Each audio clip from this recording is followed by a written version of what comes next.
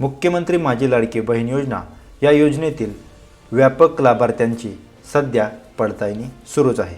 अपात्र लाभार्थ्यांची नावे वगळण्याची प्रक्रिया 31 मार्च 2026 पर्यंत चालूच ठेवण्यात येणार आहे। पडताळणीची माहिती पुढीलप्रमाणे असून चला तर मी तुम्हाला सांगतो।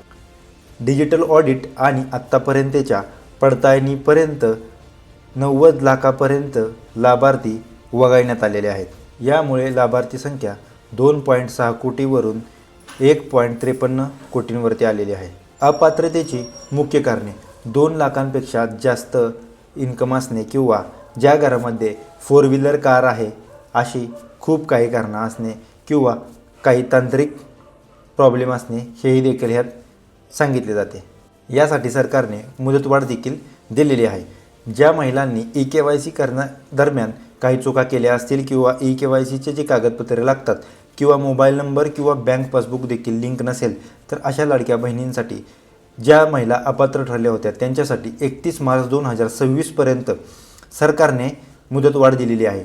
ह्यानंतर पुन्हा कधीच मुदतवाढ होणार नाही। ज्या लाडक्या बहिणींनी कागदपत्रे किंवा के-वाय-सी अपूर्ण राहिले असेल त्यांनी लवकरात लवकर जाऊन पूर्ण करायचे आहे। के-वाय-सी करण्यासाठी देखील लिंक देण्यात आलेली आहे। लाडकी बहीण महाराष्ट्र गोविन अशी ही लिंक आहे। या अधिकृत पोर्टलवरती जाऊन तुमचे स्टेटस तुम्ही चेक देखील करू शकता दिलेले आहे। त्या लिंकवरती तुम्ही जाऊन आधार कार्ड, रेशन कार्ड किंवा बँक पासबुक देखील अपडेट करू शकता। ह्यामध्ये ज्या लाडक्या बहिणींची ई-के-वाय-सी किंवा डॉक्युमेंटरी फॉर्म सबमिट होईल अशाच लाडक्या बहिणींना रखडलेले सर्व हप्ते त्यांना देण्यात येणार आहेत। कधी देणार आहेत? मार्च एंड असल्यामुळे ह्या महिन्यात कोणताही हप्ता सोडला जाणार नाही। त्याच्यानंतर एप्रिल महिना येणार आहे।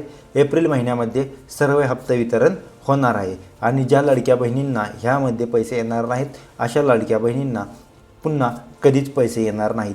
त्यामुळे लाडक्या बहिणींनी प्रतीक्षा न करता लवकरात लवकर जाऊन तुम्ही तुमची ई-के-वाय-सी करून डॉक्युमेंटरी फॉर्म सबमिट करून काही तांत्रिक अडचणी जरी असतील तर तुम्ही ह्या क्लिअरिफिकेशन देऊन करू शकता आणि तुमचा लाभ रखडलेला लाभ तुमच्या खात्यामध्ये तुम्ही घेऊ शकता। तुम्ही जर आपल्या चॅनलवरती पहिल्यांदाच आला असाल तर आपल्या चॅनलला सबस्क्राईब करायला विसरू नका आणि बेल आयकॉनवरती जाऊन क्लिक करायला विसरू नका। धन्यवाद।